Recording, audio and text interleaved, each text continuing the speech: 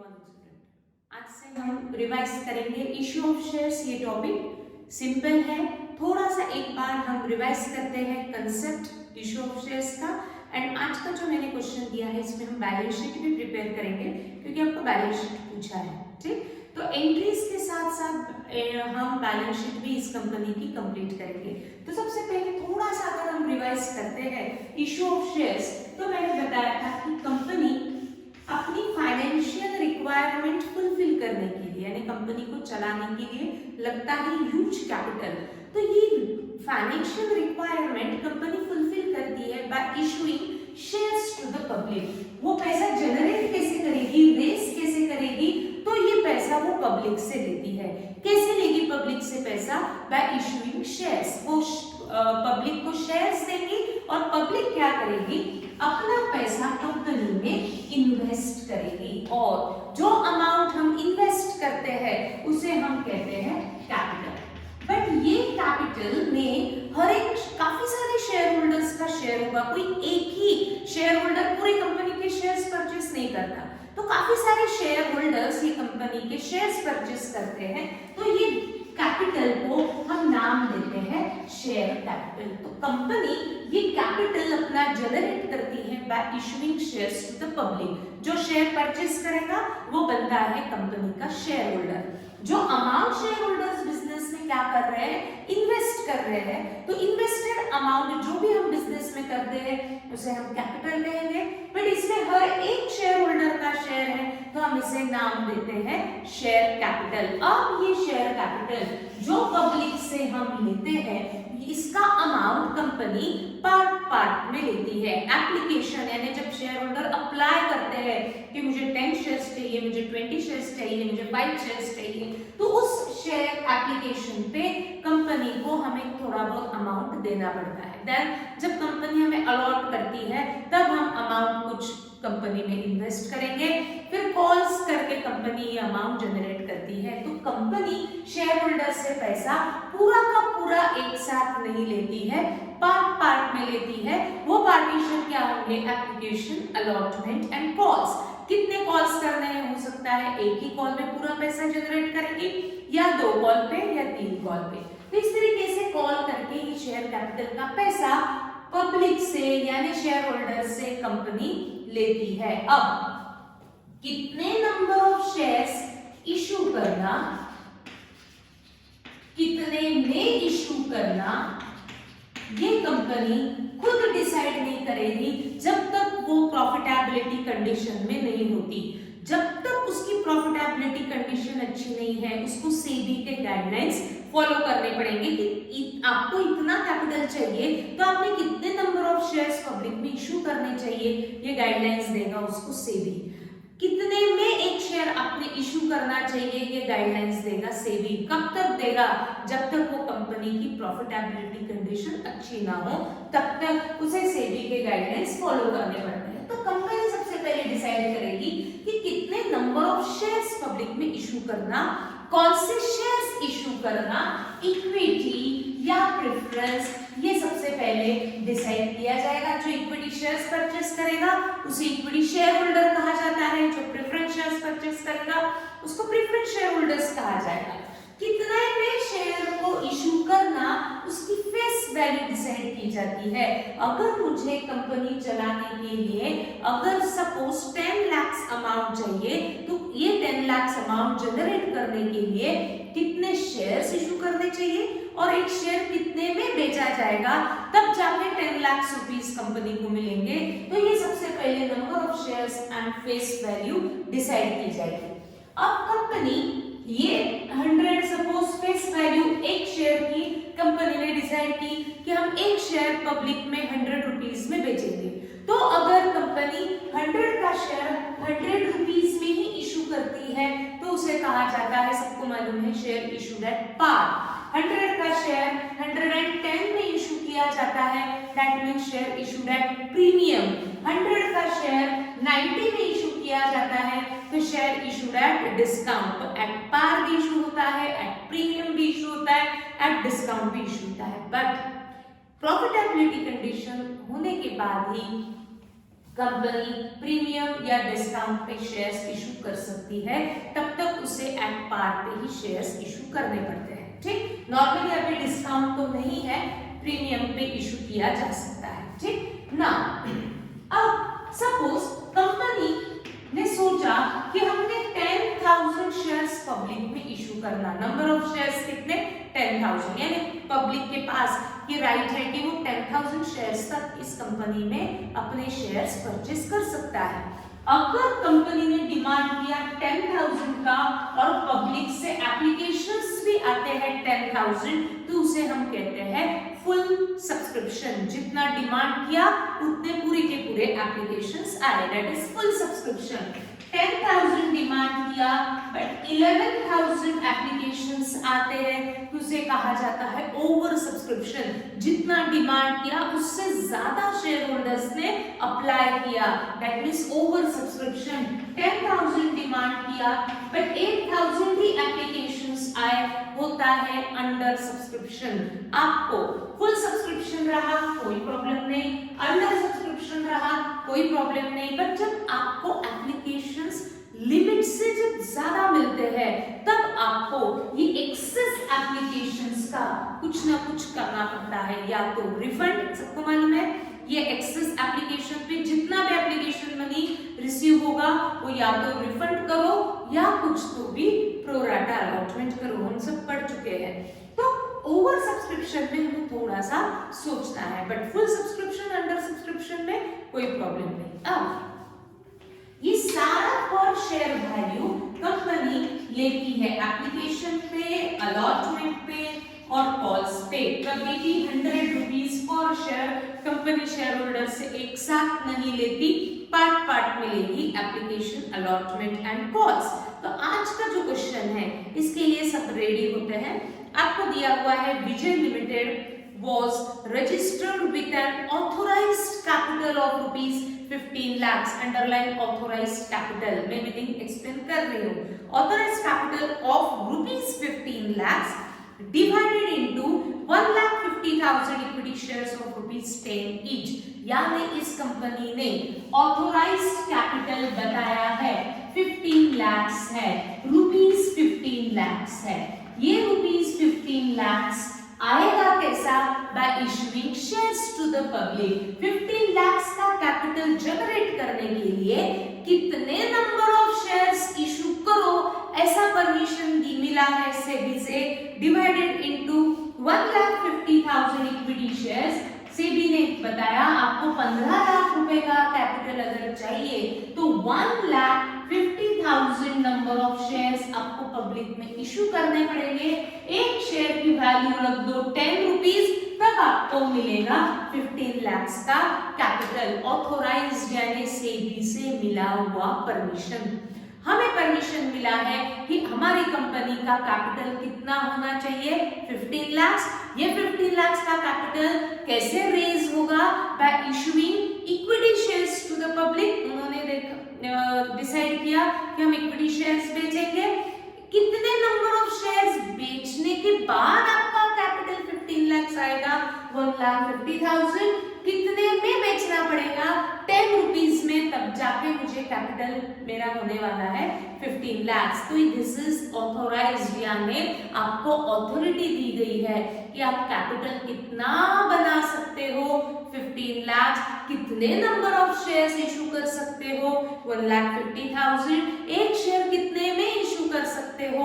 10 rupees में। This is authorised capital. ये आपको अथॉरिटी मिली है। जरूरी नहीं है कि मैं पूरे के पूरे 1,50,000 आज के आज ही इशू करूं। इसमें से मैं कुछ नंबर ऑफ शेयर्स 1,50,000 तक मुझे परमिशन है, बट जरूरी नहीं है कि मैं पूरे 1,50,000 पूरे के पूरे आज ही इशू करूं। हमने कितने इशू किए, यानी विजय लिमिटेड ने कितने इशू किए आपको दिया हुआ है आगे में। Company issued 1 lakh equity shares of ₹10 each at a premium of ₹2 पर शेयर। यानी इस कंपनी को ऑथोरिटी मिली है कि आप 1,50,000 शेयर्स इशू कर सकते हो, बट इस कंपनी ने पूरे 150 इशू नहीं किए, उसमें से सिर्फ 1 लाख इशू किए। हो सकता है 50,000 वो कभी और इशू करे। हमको कितने इशू किए दिया हुआ है 1 लाख। ये 1 लाख शेयर्स की face value is 10 rupees, but उन्होंने 10 का शेयर प्रीमियम पे इशू किया, 2 रुपीज प्रीमियम, यानी 10 का शेयर उसने पब्लिक में इशू किया at 12 rupees per share. Company receive applications for 80,000 equity shares, यानी उसने 1 लाख के लिए डिमांड किया, इशू दिया है, यानी उसने इशू किए पब्लिक में 1 लाख के लिए डिमांड, बट पब्लिक से एप्लीकेशंस कितने हैं 80,000।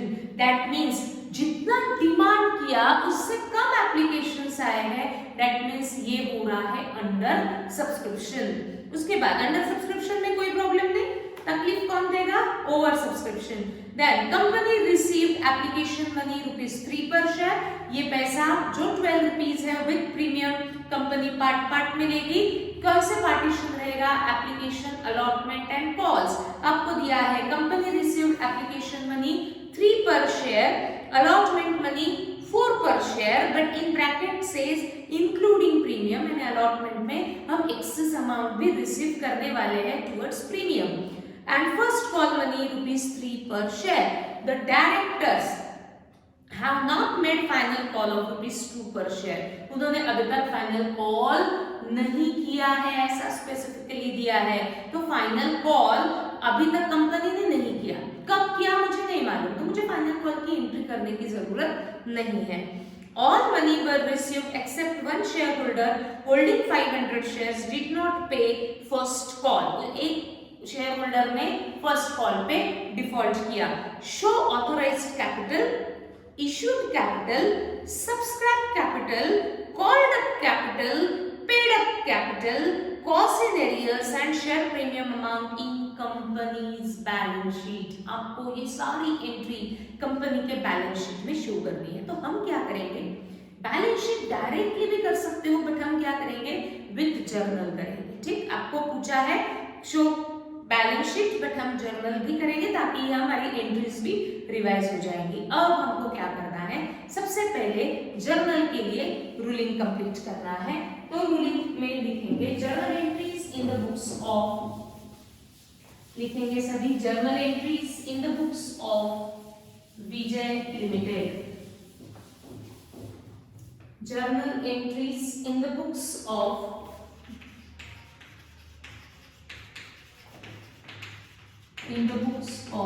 विजय लिमिटेड।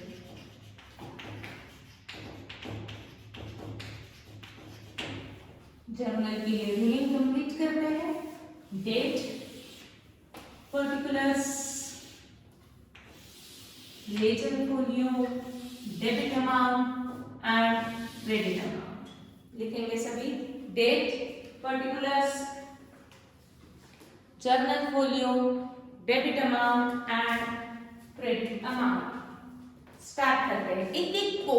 पहले मैं थोड़ा सा एक्सप्लेनेशन के लिए कुछ यहाँ मेंशन कर रही हूँ। ये है विजय लिमिटेड, विजय लिमिटेड को परमिशन दी गई है कि वो अपना कैपिटल कितना बना सकती है, 15 लाख। बट ये कैपिटल जनरेट कैसे होगा, by issuing shares to the public.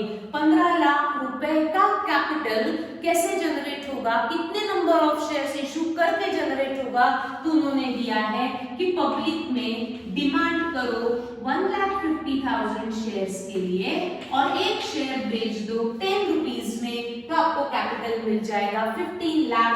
This is authorised, यानी मिला हुआ परमिशन। ये परमिशन है कि आप 1,50,000 तक शेयर्स इशू कर सकते हैं। कंपनी पूरी की पूरी एक साथ इशू करेगी ऐसा जरूरी नहीं है। 1,50,000 की लिमिट है, उसमें से वो कितना उसने इशू किया वो मुझे देखना पड़ेगा। आपको दिया है सेकंड पैराग्राफ में, company issued 1 lakh equity shares, यानी कंपनी ने 1,50,000 में से कितने नंबर ऑफ शेयर्स अब भी इशू किए, 1 लाख। इसका मतलब है कि वो 50,000 शेयर्स कभी और इशू करके पैसा जनरेट कर सकती है। आज उसको कितनी रिक्वायरमेंट है, 1 लाख शेयर्स इशू करने की। एक शेयर वो देगी फेस वैल्यू 10 रुपीज में, बट साथ में उन्होंने बोला है कि ये प्रीमियम पे इशू किया जाएगा, यानी एक शेयर 10 के बदले में कंपनी इशू करने वाली है 12 रुपीज में। जिसमें से 2 रुपीज ये प्रीमियम है, यानी ये 10 रुपीज उसका फेस वैल्यू है। तो कैपिटल कंपनी का 10 रहेगा एंड प्रीमियम कंपनी का 2 रुपीज रहेगा। ये एक्स्ट्रा अमाउंट जो 2 रुपए है वो कोई भी स्टेज पे कंपनी रिकवर कर सकती है, एप्लीकेशन, अलॉटमेंट और कॉल्स। पर यहाँ उन्होंने दिया है कि ये एक्स्ट्रा अमाउंट फेस वैल्यू से ऊपर जितना भी आप एक्स्ट्रा अमाउंट शेयर होल्डर से लेंगे वो कौन से स्टेज पे रिकवर हो रहा है, अलॉटमेंट। तो मुझे अलॉटमेंट इस स्टेज पे ये 2 रुपीज की एक्स्ट्रा एंट्री भी करनी पड़ेगी। उसके बाद 1 लाख के लिए कंपनी ने डिमांड किया, हो सकता है कंपनी को 1 लाख के अगेंस्ट 1,10,000 शेयर्स मिले, 1 लाख ही मिले या उससे कम मिले। कितने इश्यू हुए आपको दिया है, company received applications for 80,000 equity shares, demand किया 1 लाख बट कंपनी को एप्लीकेशंस रिसीव्ड हुए 80,000, इशूड 1 लाख बट रिसीव्ड 80,000। जब मुझे एप्लीकेशन से कम मिले, मेरे पास कैपेसिटी है, लिमिट है 1 लाख की, बट मुझे जब एप्लीकेशन से 80,000 शेयर्स के लिए मिले तो मुझे सारे कैलकुलेशंस 80 पे ही करने पड़ेंगे, क्योंकि कम मिले हैं तो जितने मिले उन सब पे मुझे सारी एंट्री शो करनी पड़ेगी। तो जब अंडर सब्सक्रिप्शन है तो मुझे सारे कैलकुलेशंस कितने नंबर ऑफ शेयर्स पे करने पड़ेंगे, 80,000, क्योंकि मेरे पास लिमिट 1 लाख की थी बट मुझे मिले 80,000 शेयर्स, तो मुझे सारे कैलकुलेशंस 80,000 पे ही शो करने पड़ेंगे।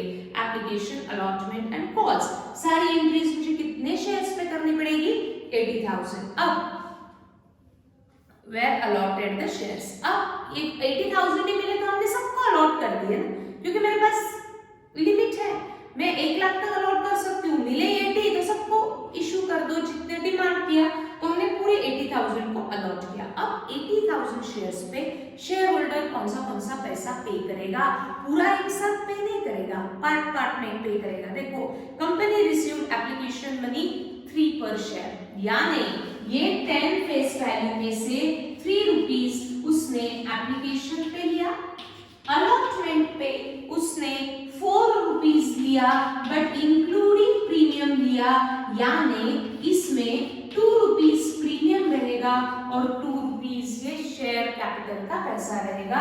एंड फर्स्ट कॉल पे उसने दिया हुआ है 3 रुपीज, यानी कंपनी ने टोटल 10 प्लस 2 में से कंपनी ने कितना रिकवर किया, 10 रुपीज, यानी अभी भी 2 रुपीज कंपनी को मिलने का बाकी है जो उन्होंने दिया हुआ है। The directors have not made final call of ₹2 rupees का बनता है फाइनल कॉल, बट उन्होंने अभी तक ये फाइनल कॉल नहीं किया है, तो मुझे एप्लीकेशन, अलॉटमेंट और फर्स्ट कॉल तक की एंट्री शो करनी पड़ेगी।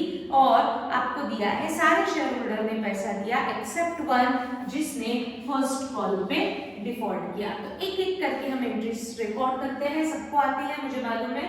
सबसे पहले एंट्री हम पास करेंगे एप्लीकेशन स्टेज पे। अब एप्लीकेशन मनी, हर एक स्टेज पे हमेशा हम 2 एंट्रीज रिकॉर्ड करेंगे। सबसे पहले एप्लीकेशन मनी हमेशा हम शो करते हैं रिसीव्ड, क्योंकि कितने नंबर ऑफ एप्लीकेशंस मिलने वाले हैं ये हम फाइंड आउट नहीं कर सकते, तो पहले मुझे देखना पड़ेगा कितने एप्लीकेशंस मिले। तो डायरेक्टली एप्लीकेशन मनी रिकॉर्ड किया जाता है रिसीव्ड। जब शेयर होल्डर्स से पैसा मिलता है तो हम चेक के फॉर्म में रिसीव करते हैं। तो हमारी फर्स्ट एंट्री रहेगी बैंक अकाउंट डेबिट, ये आता है सबको। ये पैसा फर्स्ट स्टेज का मिला है and first stage is application, but ये इक्विटी शेयर इशू करके मिला हुआ है तो पूरा लिखा जाएगा equity share application account credit. First entry हमने पास की, bank account debit to equity share application account credit. Company को एप्लीकेशन मनी रिसीव होगा कितने शेयर्स पे, जितने एप्लीकेशंस रिसीव हुए। कंपनी ने डिमांड 1 लाख के लिए किया बट कंपनी को एप्लीकेशंस कितने मिले, 80,000, तो एप्लीकेशन मनी रिसीव होगा ऑन 80,000 एंड पर share application money is 3 rupees, तो 80,000 into 3, 2,40,000 is total amount of application money received. Narration B.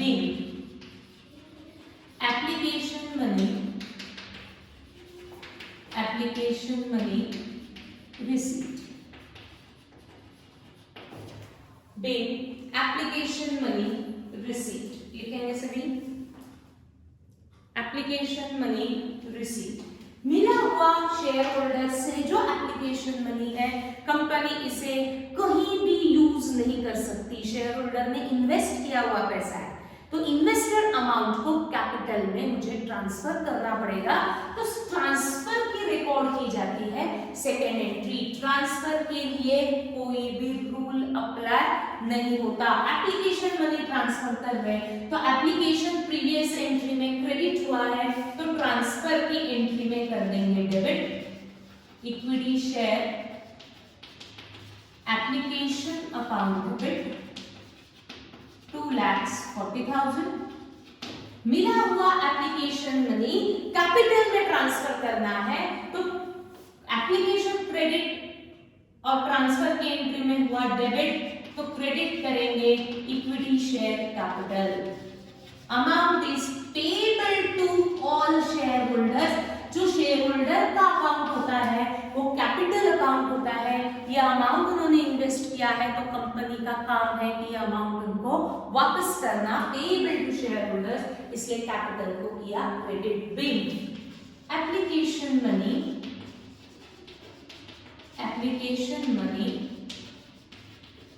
Transfer to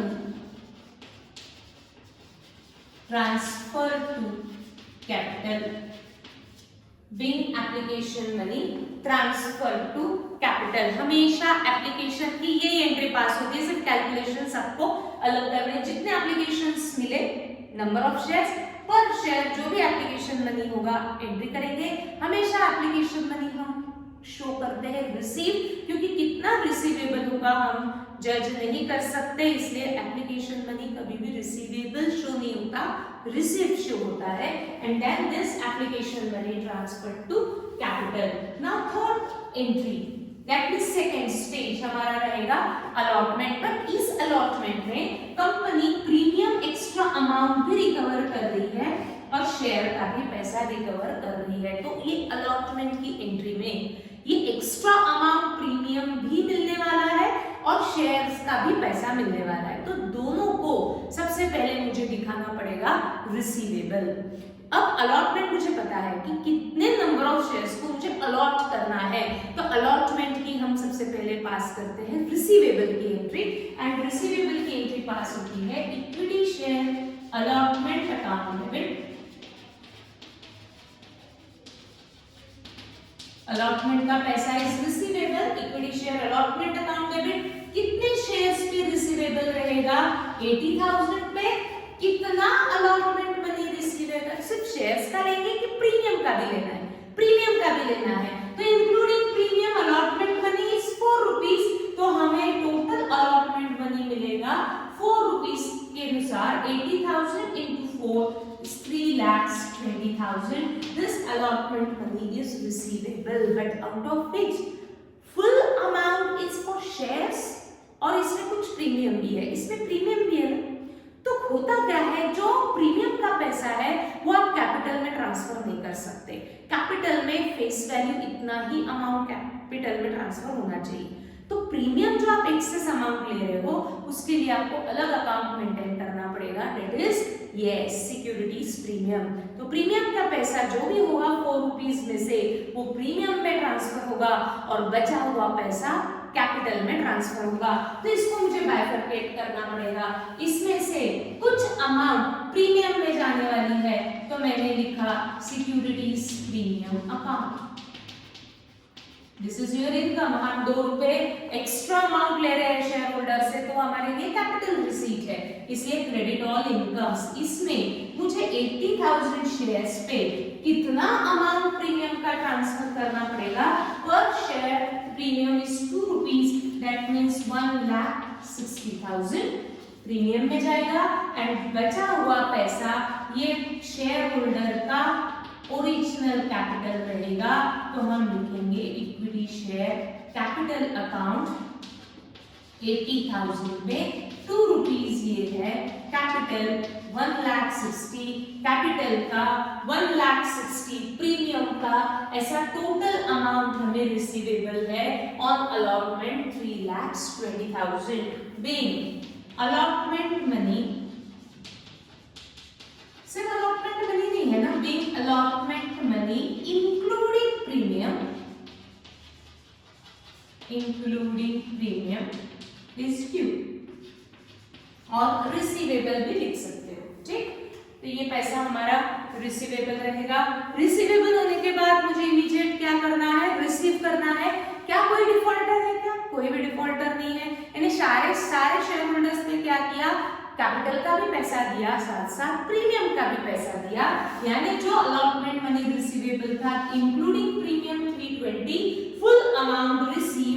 तो हम नेक्स्ट एंट्री में रिसीव करेंगे चेक के through bank account debit to equity share allotment. जितना पहले debit किया उतना हम करेंगे क्रेडिट, क्योंकि फुल अमाउंट रिसीव हो चुका है, कोई डिफॉल्टर नहीं है। 3,20,000 ये रिकलेक्ट सबको हो रहा है। Being allotment money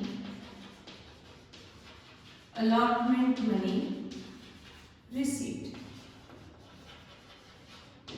being allotment money received. Now next stage is first call दिया हुआ है, तो हमें फर्स्ट कॉल स्टेज की अगेन 2 एंट्रीज करनी है।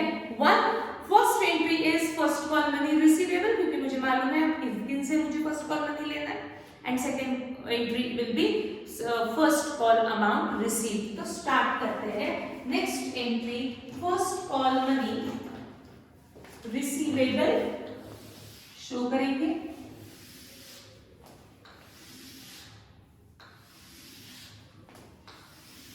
फर्स्ट कॉल मनी रिसीवेबल है, तो मेरी एंट्री रहेगी equity share first call account debit. मिलने वाला फर्स्ट कॉल का पैसा शेयर होल्डर का है, तो ट्रांसफर करना पड़ेगा कैपिटल में। यहाँ कोई प्रीमियम नहीं है, इक्विटी शेयर कैपिटल। कितने शेयर्स पे हमें फर्स्ट कॉल मनी मिलना चाहिए? फुल 80,000 पे। मैं पहले क्या शो करूंगी, मुझे सारे शेयर होल्डर्स से अमाउंट इज रिसीवेबल। पर share first call money is 3 rupees, that means 2,40,000 total amount is due on first call, being first call money due. Now first call money receive करते समय मुझे पता चला कि मुझे सारे शेयर होल्डर से पैसे नहीं मिले, एक शेयर होल्डर ने डिफॉल्ट किया, ऐसा दिया हुआ है। All money were received except one share holder holding 500 shares did not पे फर्स्ट कॉल। एक शेयर होल्डर ऐसा था जिसके पास कंपनी के 500 शेयर्स थे, उसने first call money first call की स्टेज पे नहीं दिया। इसका मतलब ये नहीं है कि उसने पैसे डुबा दिए।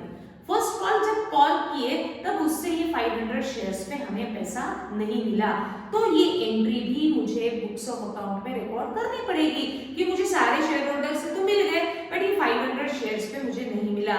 तो जितना अमाउंट मिला वो मुझे रिकॉर्ड करना है, जो अमाउंट नहीं मिला उसको भी रिकॉर्ड करना है। हमें 80,000 शेयर्स पे पैसा मिलना चाहिए, बट उसमें से हमें पूरे 80,000 पे पैसे नहीं मिले, हमको 500 शेयर्स पे अमाउंट नहीं मिला। आज नहीं मिला, बट फ्यूचर में मिलेगा ही मिलेगा, क्योंकि उसने डुबाया ऐसा नहीं है। उसने उस स्टेज पे उसके पास नहीं होगा पैसा, तो उसने पे नहीं किया। तो 500 शेयर्स पे जो अमाउंट नहीं मिला उसको हम कोई ना कोई अकाउंट का नाम देते हैं, शायद याद है सबको। जो पैसा मिला उसको पहले मुझे रिकॉर्ड करना है। तो सारे शेयर होल्डर्स से तो नहीं मिला, 80,000 शेयर्स में से मुझे 500 शेयर्स पे पैसा नहीं मिला, यानी रिमेनिंग शेयर्स पे मुझे पैसा मिला। तो जो पैसा मिला वो हम चेक के थ्रू रिसीव करेंगे, तो बैंक अकाउंट डेबिट। जो आज अमाउंट नहीं मिला तो हम क्या सोच रहे हैं कि amount is receivable in future, debit from home money is receivable, उसको हम नाम देते हैं calls in arrears account debit. कितने शेयर्स पे अमाउंट नहीं मिला? 500 शेयर्स पे, पर शेयर कितना है 3 रुपीज हमें नहीं मिला, मैंने लिख लिया। ये जो पैसा मिल रहा है, ये जो पैसा नहीं मिला है वो कौन से स्टेज का है, इक्विटी शेयर फर्स्ट कॉल, तो क्रेडिट करेंगे इक्विटी शेयर फर्स्ट कॉल। जितना फर्स्ट कॉल डेबिट हुआ उसको कैंसिल करने के लिए तो आपको पूरा क्रेडिट देना ही पड़ेगा, ठीक 240, बट मिलना चाहिए था 240, but out of which 500 shares पे 3 रुपीस के हिसाब से नहीं मिला, यानी आपको 1500 रुपीस नहीं मिले। तो कितने मिले हम फाइंड आउट कर सकते हैं, 240 माइनस 1500 यानी आएगा 2,38,500। Yes, B, first call money, first call money receipt। अब इस क्वेश्चन में फाइनल कॉल भी है, बट उन्होंने क्या दिया है, the directors have not made final call, यानी उन्होंने अभी तक फाइनल कॉल किया ही नहीं। जब किया ही नहीं तो मैं रिसीवेबल रिसीव शो कर ही नहीं सकती, तो मेरी एंट्री सिर्फ फर्स्ट कॉल तक ही आएगी, ये ध्यान में रखना। है फाइनल कॉल भी, बट अभी तक उन्होंने फाइनल कॉल नहीं किया। जब उनको रिक्वायरमेंट रहेगी पैसे की तब वो कॉल करेंगे, आज नहीं किया तो मैंने आज इसकी एंट्री पास नहीं की। बट आपको बोला है कि सारी एंट्रीज को किसमें शो करो, बैलेंस शीट में। तो रिकॉर्ड करते हैं balance sheet of Vijay limited. वैसे तो कंपनी की बैलेंस शीट प्रिपेयर करने का एक स्पेसिफिक फॉर्मेट होता है, बट आपको वो फॉर्मेट के थ्रू शो करने की जरूरत नहीं है। हम नॉर्मल जैसे बैलेंस शीट बनाते हैं वैसे ही बनाएंगे। Liabilities amount, assets amount, make 4 columns जल्दी से। Liabilities amount, assets amount.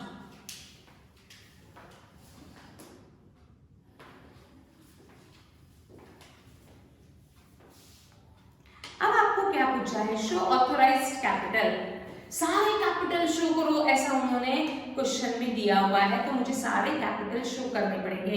इस बिजनेस को परमिशन मिली थी सेबी से कि कितना कैपिटल आपको ऑथोराइज, यानी कितनी ऑथोरिटी है 15 लाख शेयर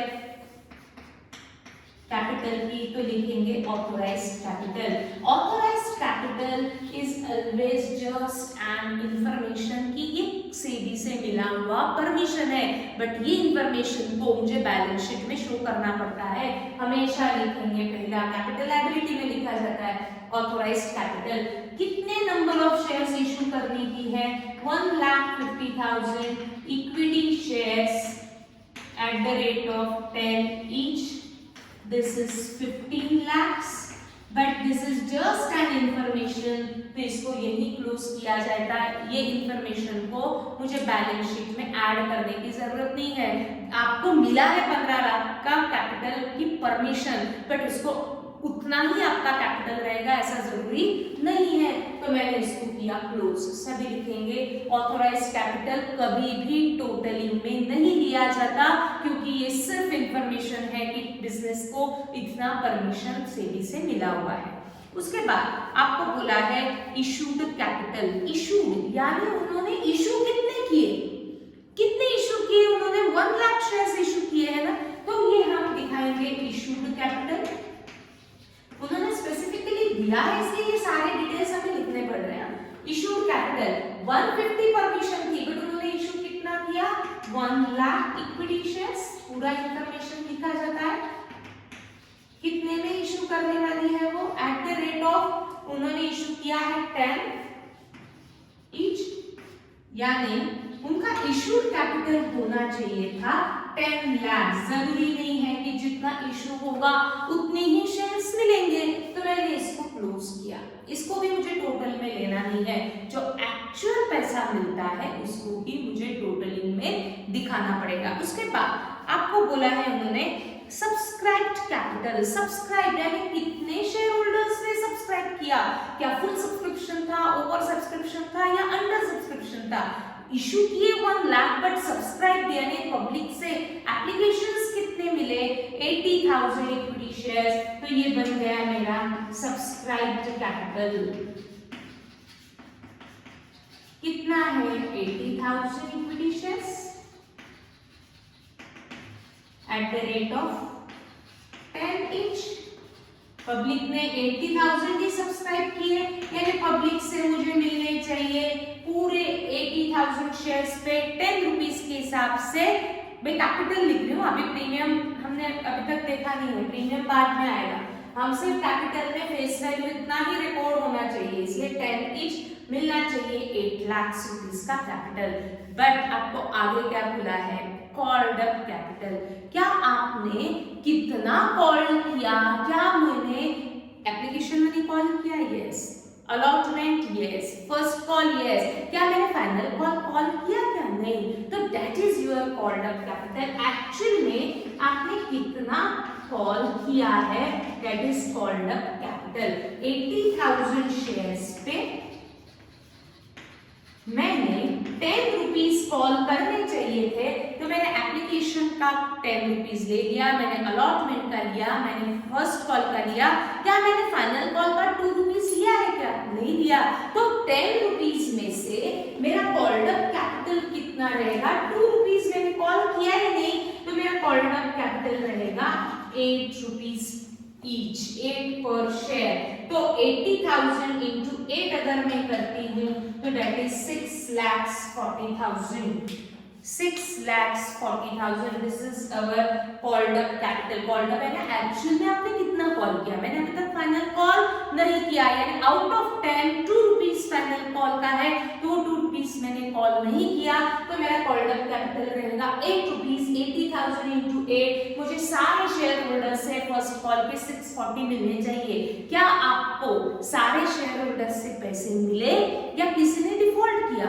डिफॉल्ट किया है ना। कॉल्स था, कितना पैसा नहीं मिला, 1500, यानी 6,40,000 में से 1500 आपको नहीं मिले, जो पैसा नहीं मिला वो हमने कर दिया माइनस कॉल्स इन एरियर्स, यानी आपका एक्चुअल कॉल्ड अप कैपिटल कितना है,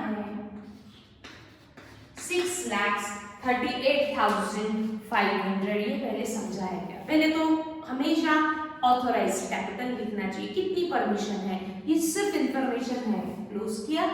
इशूड, हमने इशू कितनी किए 1 लाख, बट एक्चुअली में उतने मिलेंगे ऐसा जरूरी नहीं है। क्लोज किया।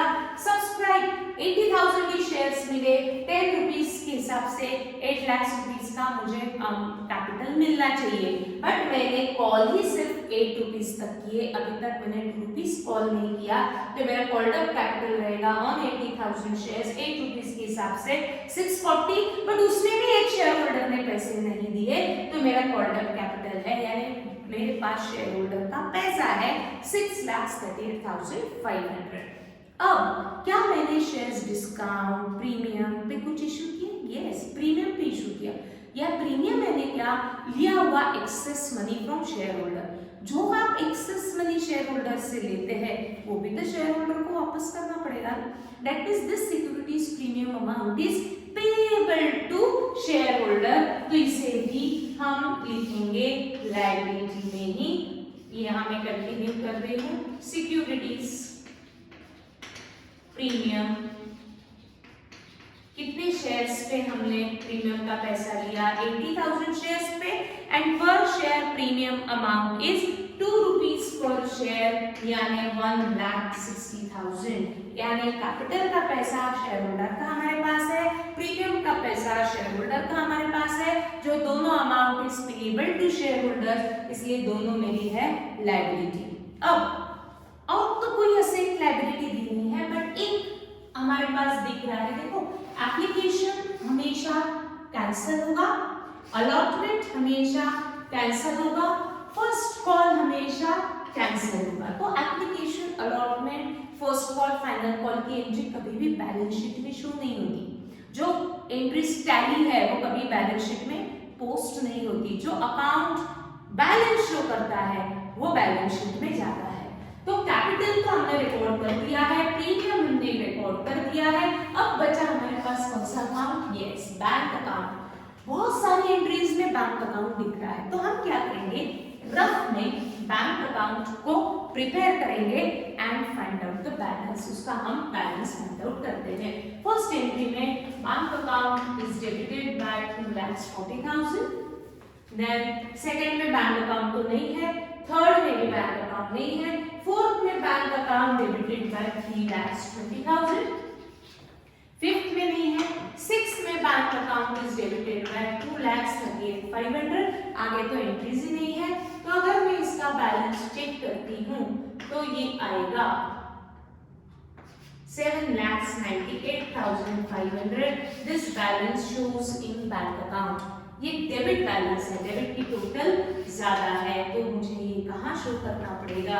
असेट में बैंक 7,98,500 और तो कोई एंट्री नहीं है। तो अब हम बैलेंस शीट टैली करके देखते हैं। जहां मैंने 2 लाइन्स ड्रॉ की है वो वहीं क्लोज हो चुके हैं। ये जस्ट मैं इंफॉर्मेशन शो कर रही हूँ।